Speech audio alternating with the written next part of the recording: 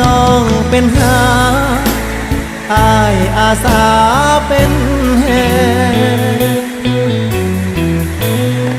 อ้ายเป็นคนหาเจ้าคอยเก็บแบ่งสร้างฝันด้วยแรงที่อุ้มด้วยรักเห็นดีน้ำบ่หรือมีแล้วบ่คนที่เจ้าหาส่งยิ้มแทนการรับปากก็ได้เด้อถ้าอายกัน